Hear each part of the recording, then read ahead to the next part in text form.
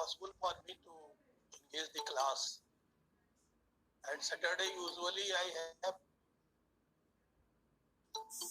taken it as a off, so therefore I did not take the class on Saturday. Today we are meeting again. Now I want to refresh your memory. I think we were discussing in the last lecture vision as a ground of divorce. And in this case, I have pointed out that desertions are three kinds. One is actual desertion, another is constructive desertion, third one that is willful neglect.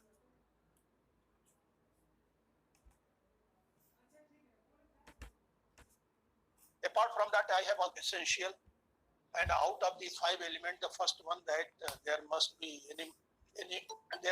factum of separation. Second one, there must be animus deserendi, intention. The third one, without any reasonable cause. The fourth one, without the consent. And the fifth, that is lost, the statutory period of 2 years must be completed. So here 5 are required for the desertion. These 5 elements I am repeating again. First, factum of the, it means that one party has separated from others. So that is called as factum of separation. The second one is being called as a animus deserendi.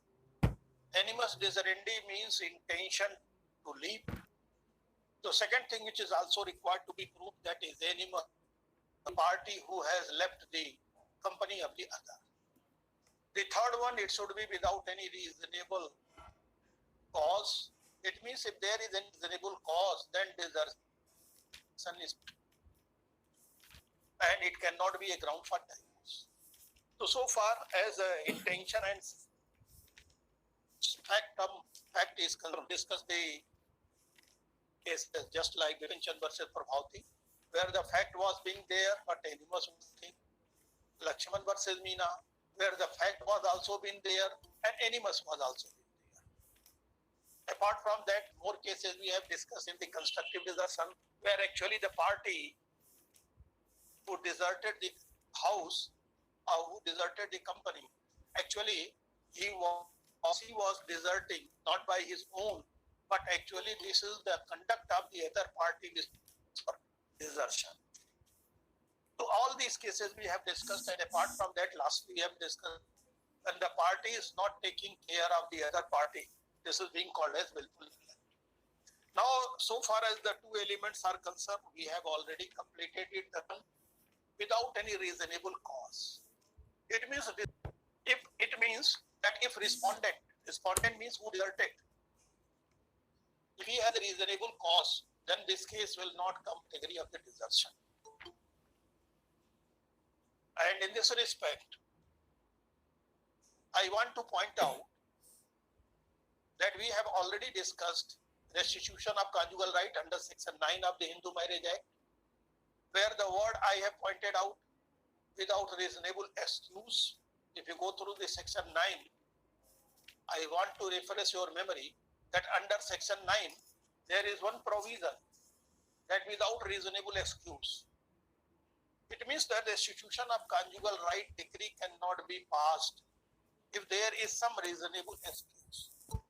Now, one thing I want here, that there is no difference between the reasonable cause and reasonable excuse.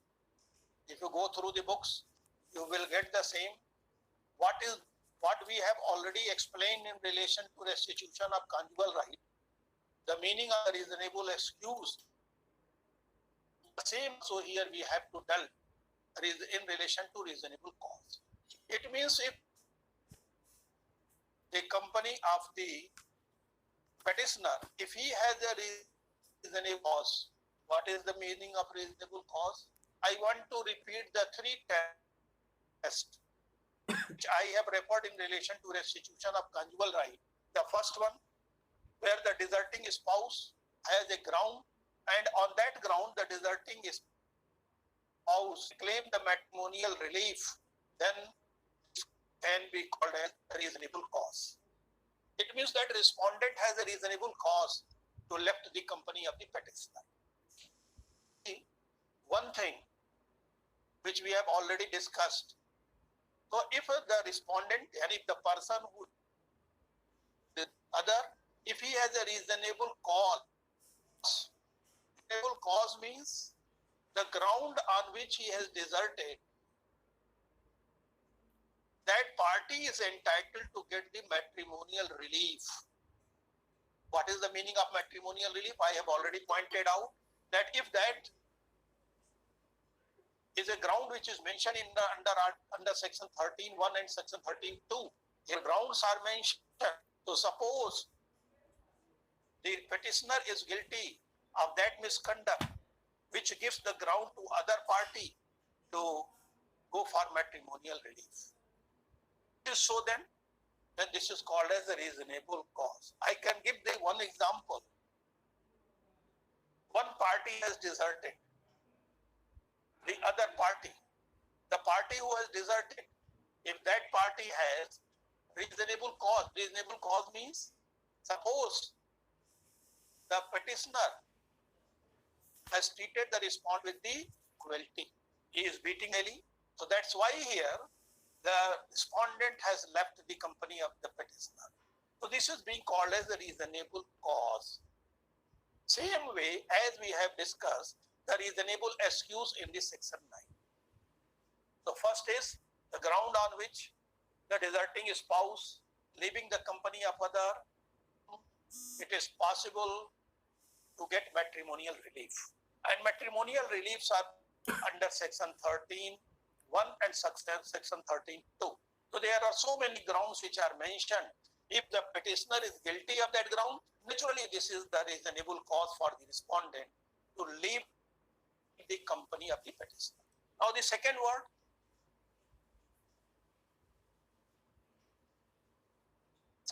the respondent has left the company of the petitioner. If that ground is not sufficient on which he or she take a reasonable cause or reasonable excuse, then he is not entitled for taking the defense. But here, suppose that ground is very grave and weighty. Remember my words which I have just referred when I was discussing the institution of conjugal right. So if the ground is not sufficient for getting the matrimonial relief, but the ground is grave and weighty. I have given one example earlier on in the same example. Suppose one party is suffering, petitioner is suffering from the aid. Aid is not the ground which is mentioned under 13.1 and 13.2, but aid, if he is actually aid is sexual transmitted disease, and a respondent has always apprehension to be transmitted from the body of the petitioner to their own body. So that's why this is a grave and weighty. The third reasonable cause, it is provided that suppose the ground on which the respondent has left the company of the petitioner, if that ground is such a nature that it cannot be expected respondent to live with the petitioner. It means there is no reasonable expectation. It cannot be reasonably expected that respondent should live with the petitioner. Why? Because there is some reasonable cause. So these are reasonable cause which is being provided under this section 13, desertion as a ground. And the test which I have already referred, I am repeating the same test. The first one, the ground on which the respondent has left the company of the petitioner, if the ground on which he or she left, he can get the matrimonial relief. If the ground on which he left or she left sufficient for getting the matrimonial relief, but it is grave and weighty. And the third one, last, that is, one cannot expect the respondent to live with the petitioner if a petitioner is doing some misconduct or doing something which is not synonymous with the married life, then this is also being classified that this is also reasonable cause. So this is actually reasonable cause. The fourth element which is to discuss, and the fourth element is that when the has deserted another party under the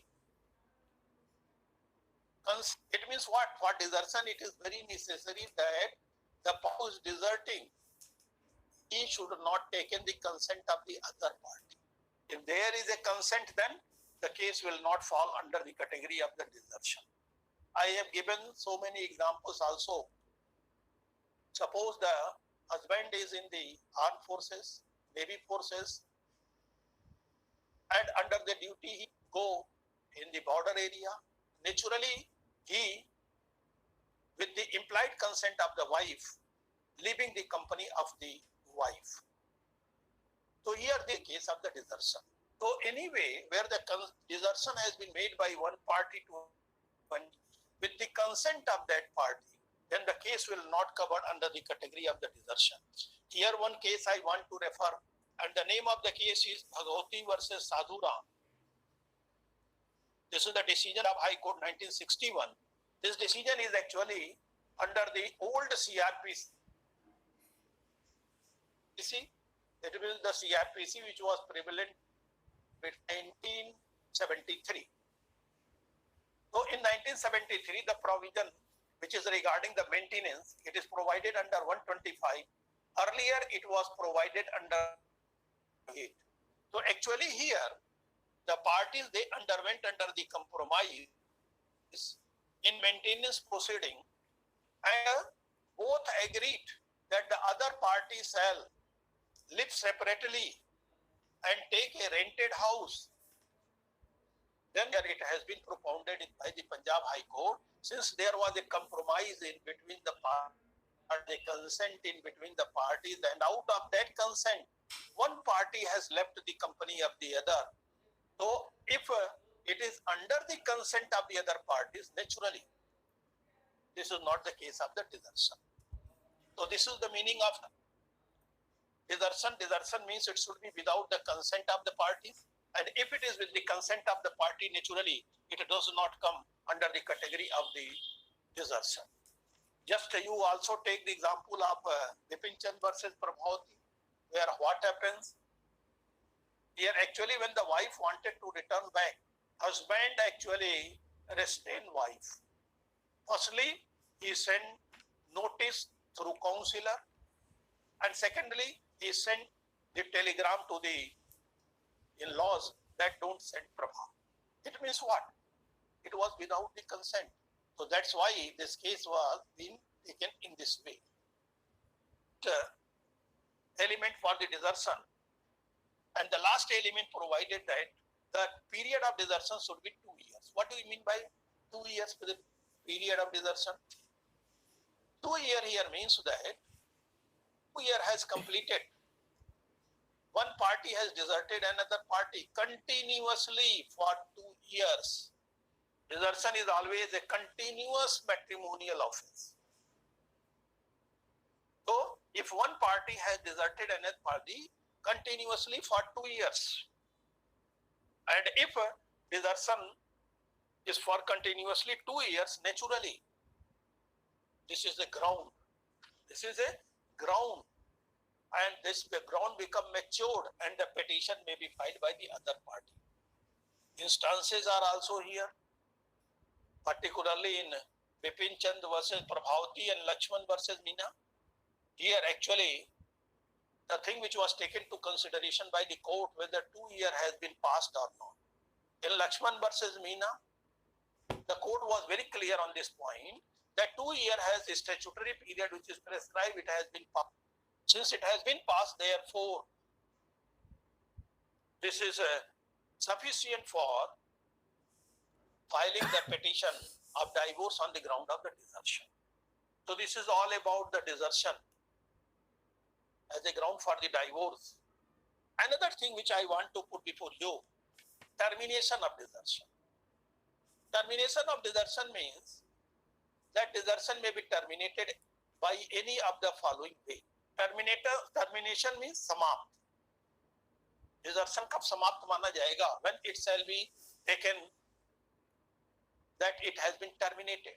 Here, there are certain circumstances.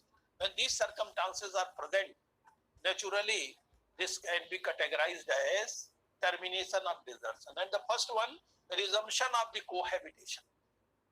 If the cohabitation between the husband and wife, the parties to the marriage, if the cohabitation resumed माने पुनः स्थापित हो जाता है.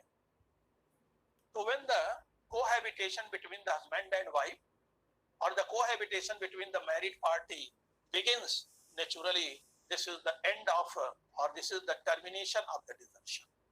So this is one way terminating the desertion when the husband and wife they resume cohabitation.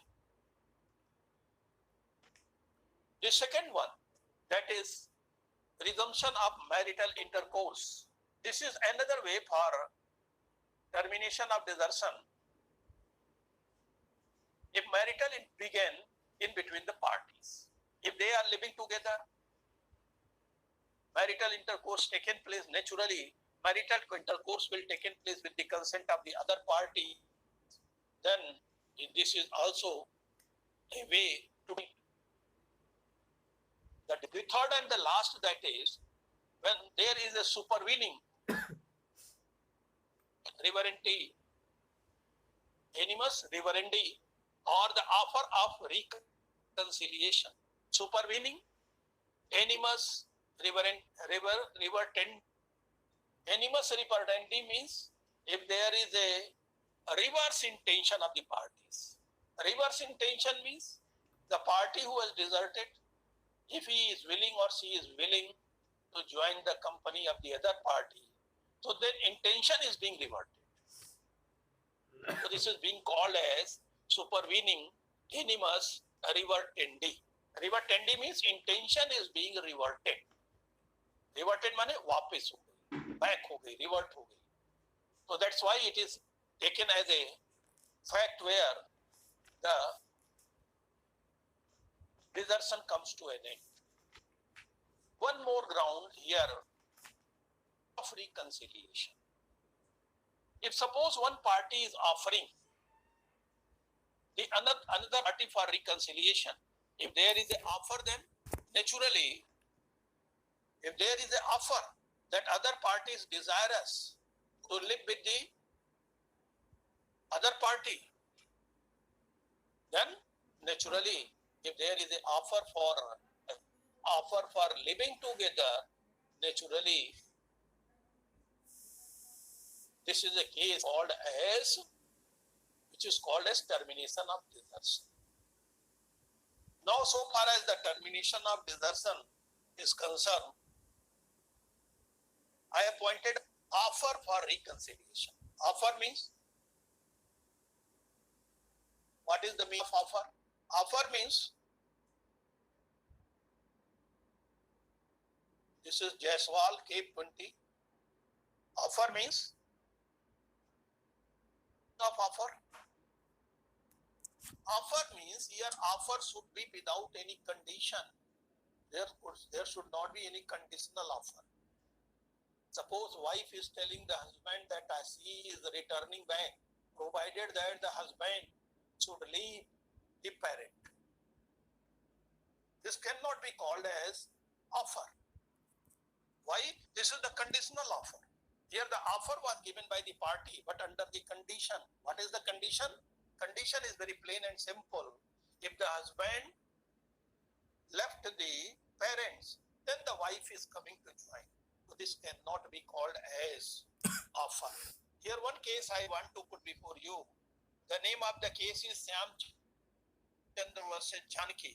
This is Himachal Pradesh High Court judgment, where actually returned back to the husband house and applied for maintenance.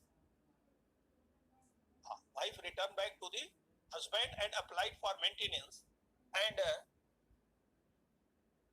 under this compromise has been made. The husband agreed to maintain the wife, but later on he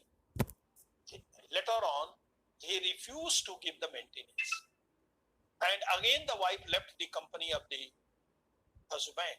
He back out actually. from his compromise. Later on, husband approached again the wife and given the offer that she should come and live with him. But actually what happens? Here the wife refused to come.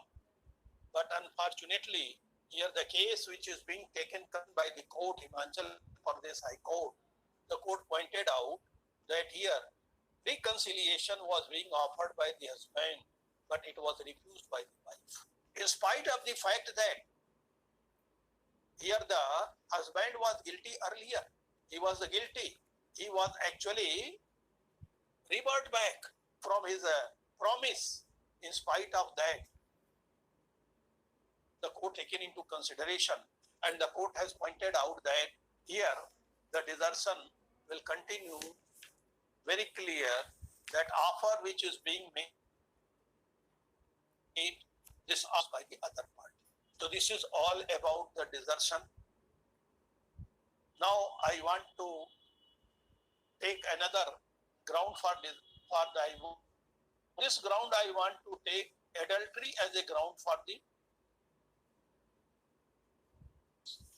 Now, so the adultery is concerned, I think you are all knowing well.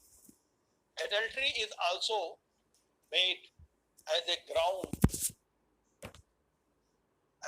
for punishment under the criminal law.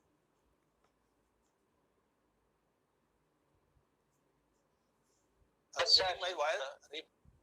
am putting my remark that adultery has also been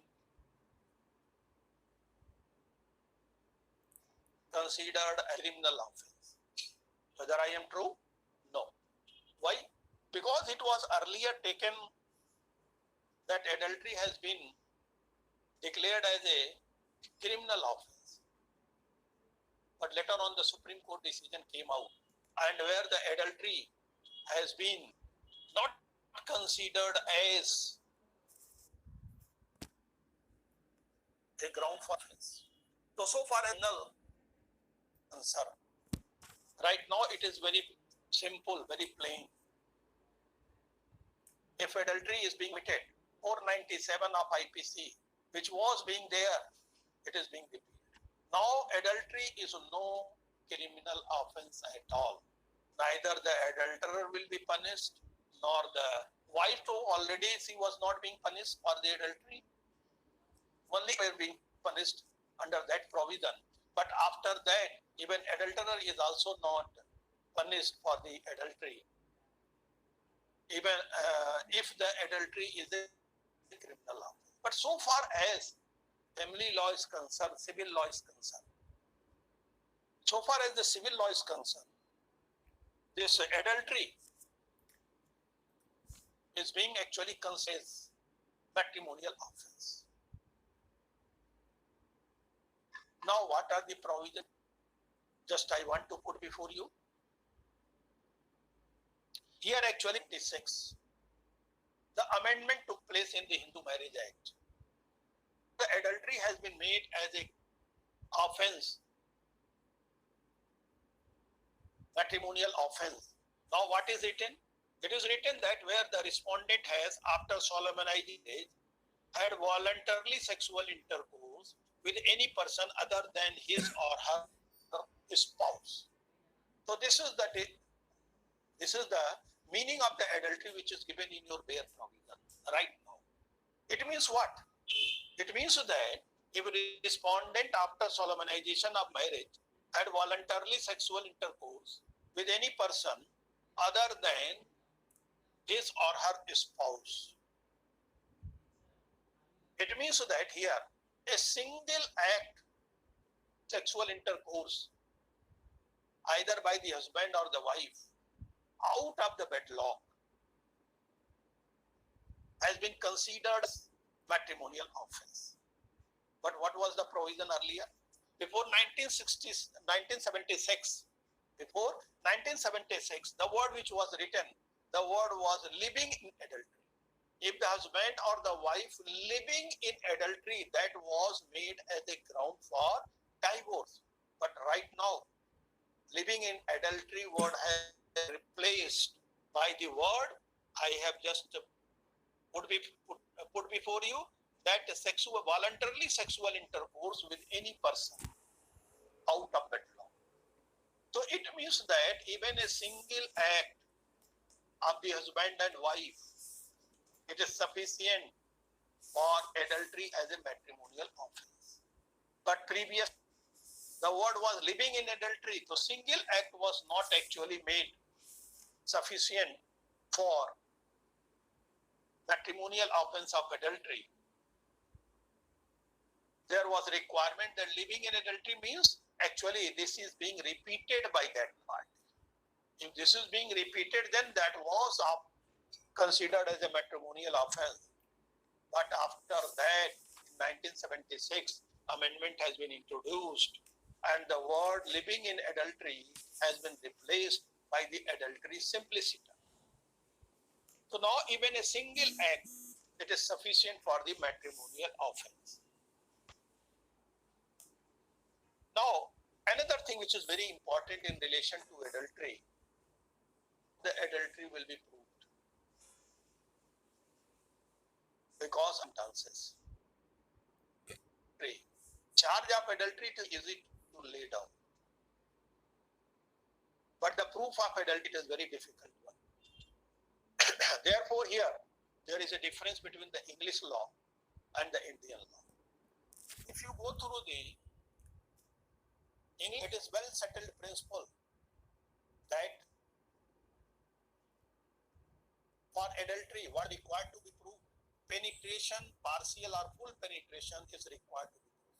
So as law, the burden of the proof, or you can say the proof which is required, the proof is very strict one. There must be partial or the full penetration. If there is a partial or the full penetration, then only it constitutes the adultery. But the question is whether the same test may be applied under the Indian circumstances. No. Why? Because of here social taboos. So our society is not very well educated, and social morality, it is also responsible that here you cannot get any evidence by which you can prove the adultery by way of the penetration. Therefore here, the test which is laid down, that test is indirect proof, not direct. Indirect means cases are being there where it has been pointed out that this is actually the indirect proof. The name of the case is, this is Madras law, Madras High Court Judgment 1966. The name of the case is Subrahma versus Saraswati. Here, the proposition which is laid down by the Madras High is very important to put before you. If unrelated person is found alone, unrelated person found alone with the young wife after midnight in her bedroom in actual physical juxtaposition, unless there is some explanation forthcoming for this, which is compatible with the innocent interpretation, the only inference is that so the technical word which is used, I want to put before you in a symbol. What is written here? It is very clearly written here that if any unrelated person he found with an young wife in the midnight, and they are under the physical juxtaposition, then presumption is adultery has been committed. This presumption may be rebutted. How rebutted? It will be rebutted that why, if there is sufficient explanation why they are in this position, then this person may be rebutted. So here, my intention to communicate you is very clear. Here actually the test which is laid down by the English courts are not going to follow that test. The reason is very clear. Here we have social taboos, we have social morality. It is not possible to render the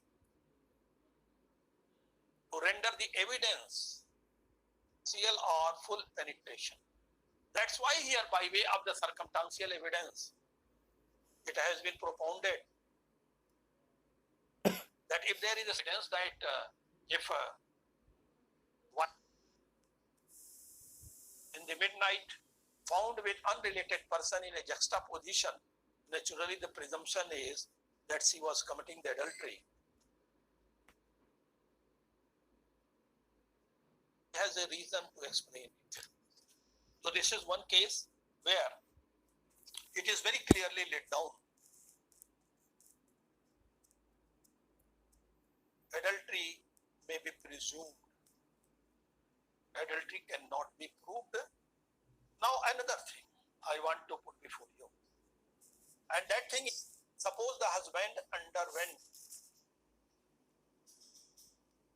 for the second marriage. You are all knowing well, the second marriage, if solemnized by the husband, the second marriage will come under the category of the void marriage. It come under the category of marriage.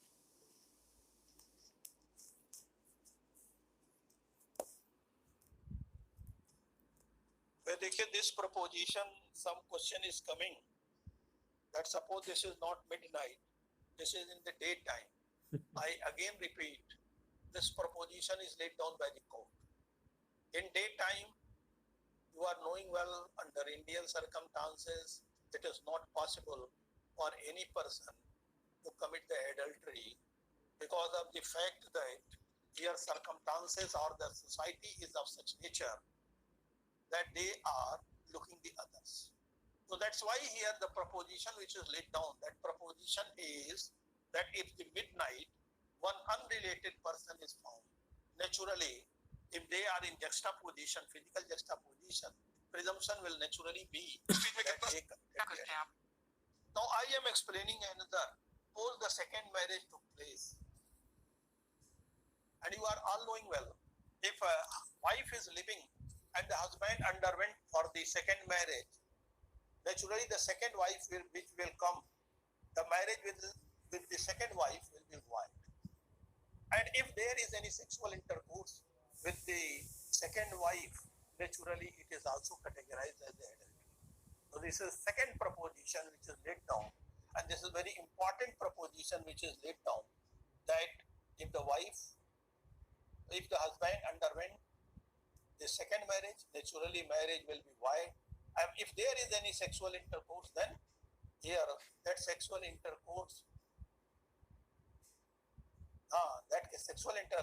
shall be treated as extramarital, and this is the case of the adultery. Now what is the proof?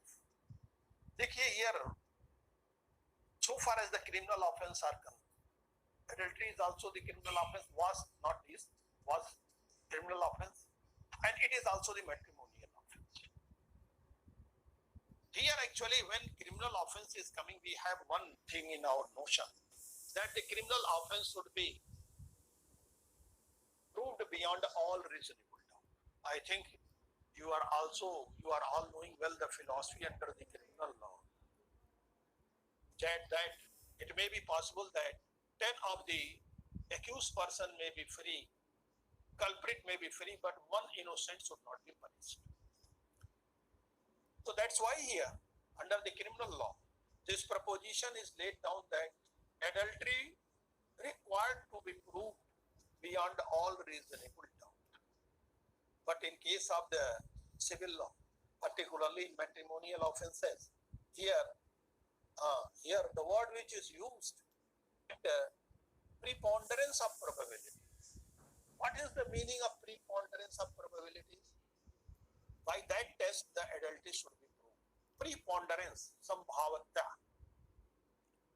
Preponderance of probability. माने संभावना किसकी संभावना ज्यादा है, संभावनाओं के आधार पर, probabilities के आधार पर, जहां ज्यादा संभावना है वहां ये मान लिया जाएगा कि this matrimonial offense has been committed by the parties. So this is called actually And the question is being asked. This is a very technical question, particularly in Hindu law. If you go through your examination paper, you will get that the same question has been asked earlier. That what is the test for adultery? If the test for adultery is not being out, but the test for the adultery is that is preponderance of probabilities. If there is only probabilities that adultery has been committed, naturally this has been taken that this is sufficient. It means by circumstantial evidence.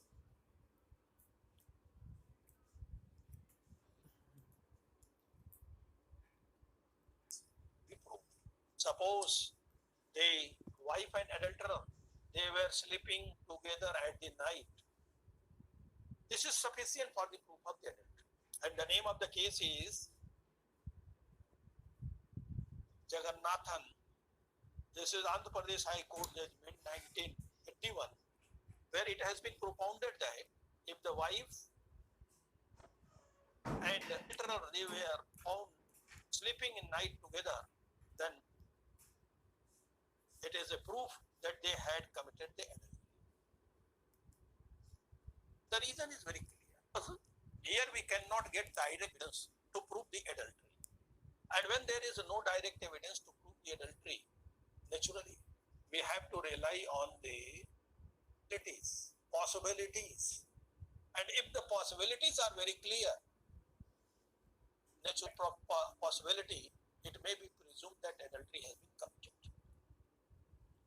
So important one. Another thing which is also very important. Adultery may be proved by producing the evidence. And that evidence may be circumstantial. But suppose husband want to prove the adultery or wife want to prove the adultery, they put the circumstances that they cannot meet together.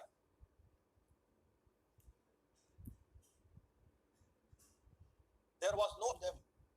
It means if the wife is pregnant and husband had no access with the wife when the child may be got, this may all be an inference that adultery has been committed. This is the precaution which are being laid down.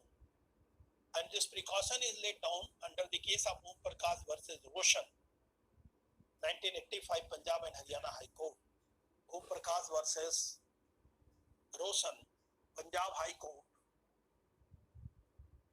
In this actually, the proposition laid down, and that proposition I want to put, that if adultery is sought to be proved in non-SS, then circumstances of non-SS should be such as would a reasonable man do no other inference. So here actually reasonable man test is being laid down. That if circumstances are such that we inference, what inference? That only adultery can be committed. There is only one inference, then naturally this is the case of the adultery. Vasectomy. The word vasectomy means suppose one party is under the operation, underwent the operation. Vasectomy, suppose it has been husband go through. And by that way, he want to prove that he cannot make the wife pregnant, because vasectomy has already been done. So in this regard, actually the case is clear, and here it has been pointed out that of vasectomy, we cannot say that wife has committed the adultery. What is more required? Requirement is, apart from vasectomy, there must be semen test. And if there is a semen test, then only it can be reliable. Otherwise, on the basis of vasectomy, adultery cannot be established. Now, another point which I want to put before you. Suppose husband is knowing the name of the prostitute, having the address of the prostitute, having the company of the libido man, So suppose husband have this information. He is actually in the company of prostitute. He is knowing the address of the prostitute. He is having the company of the libido man. So the presumption can be drawn. No. But unfortunately, this case is not the Indian case. What would be the approach in India? We cannot say. But this case is of the, this is case of Indian. Here, this is Madras High Court case, and the name of the case is under, where the High Court of Madras pointed out that if the husband is living with the company of the prostitute, he knows well the addresses of the prostitutes, he is in the company of the libido man, then we cannot draw the inference that he is committing the adultery or he has committed the adultery. The name of the case is Henderson versus Henderson, 1970 Madras High Court. Similarly, this is the case which I am not able to digest the proposition, but I am putting before you. The name Anandi versus Raja, Rajasthan High Court, 1973. Anandi versus Raja. Mere admission of the wife in the cross-examination. Mere admission of the wife in cross-examination that she had adulterous relation with another person is laid down by the court, Rajasthan High Court. This is not enough. But I am not able to know what was the reason why this proposition has been laid down. Now I am coming on another point which is very important. Whether by way of the scientific tests we can prove the adultery. Scientific test means by test of DNA. Whether by test of DNA the adultery can be proved. Name of the Kanvita Roy versus Rolbatru Rai. This is Supreme Court decision 2015. I am repeating again name of case.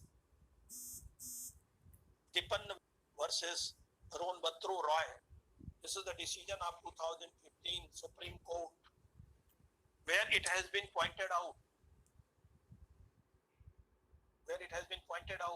that DNA test, whether DNA test can be applied. Here the Supreme Court decision is for proof of DNA, for proof of adultery, DNA test may be applied, but it is being granted by the court. Court has pointed out this test should be avoided. Why it should be avoided? Because of the reason that this test resulted pasteurizing a child. Therefore, the court was very clear on that point. That no doubt adultery or proof of the adultery DNA test may be conducted, but it should be avoided. And caution was being actually granted. Because the result of this test is naturally the child which is born out, he was being pasteurized. So DNA test should be avoided. Now another point. So far as the evidence which is being adduced by the children,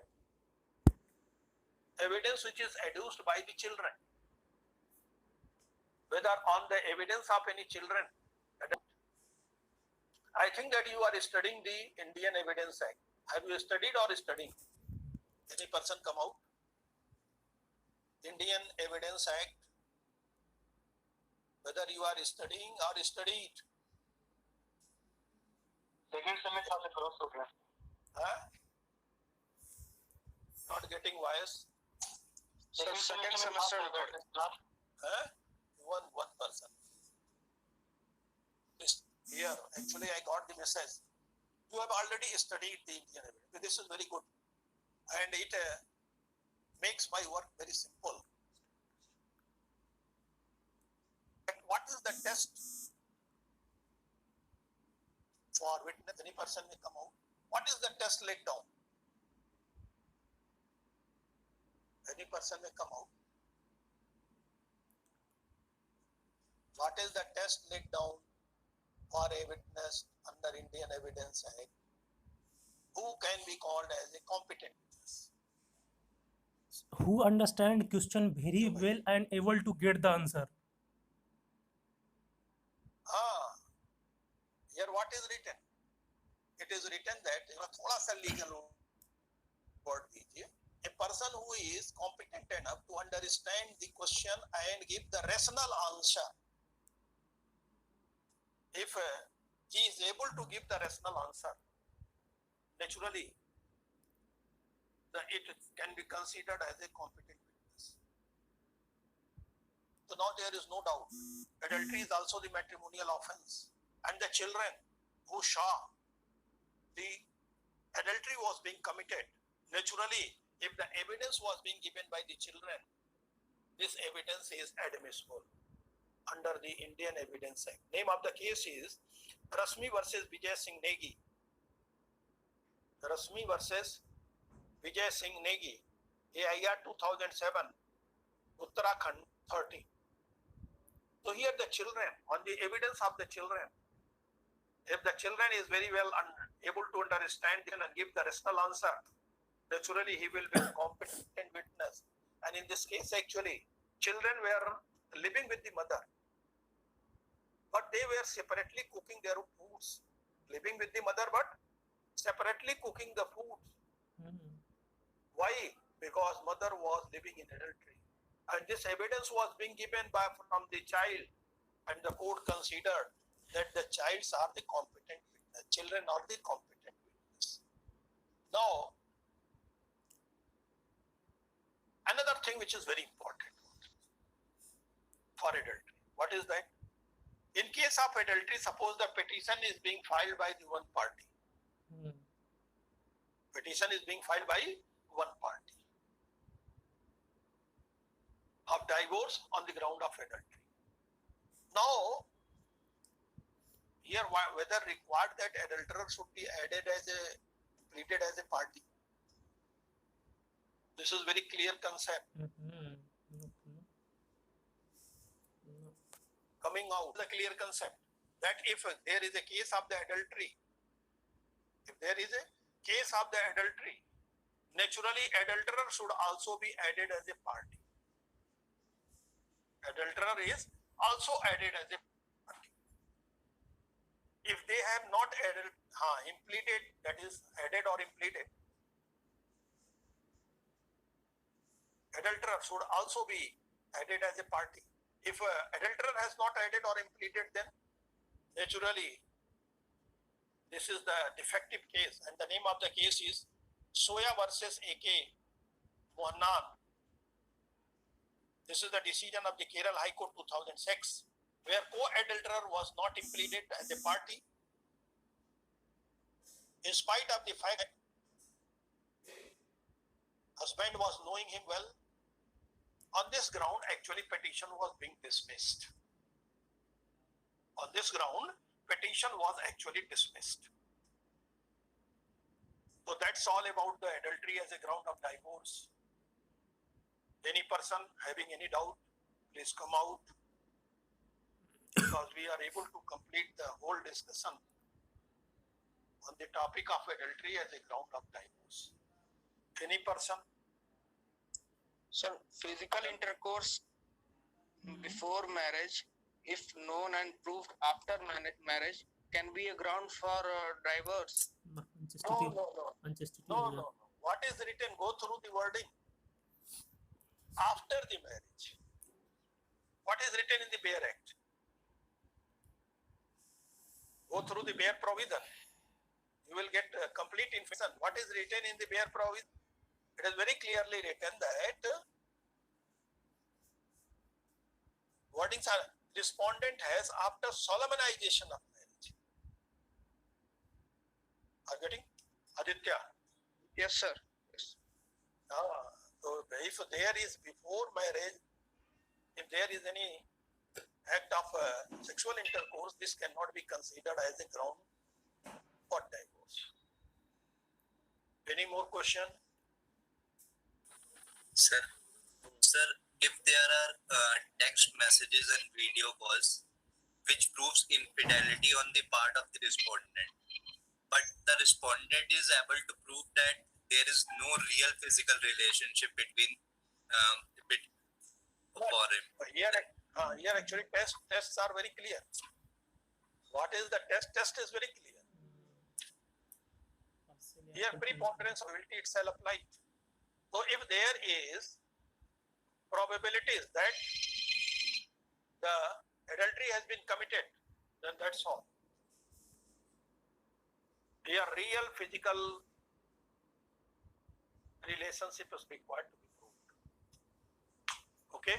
Then says in today's era, according the new electronic relationships, they are also ground for adultery. No, but electronic, if any electronic equipment is being used in order to prove any offense, what is required? Authenticity of that electronic should also be verified by competent authority. Because here, in electronic era, there are so many combinations are being made. So this is the approach of the court. Corroboration should be of electronic evidences. Okay.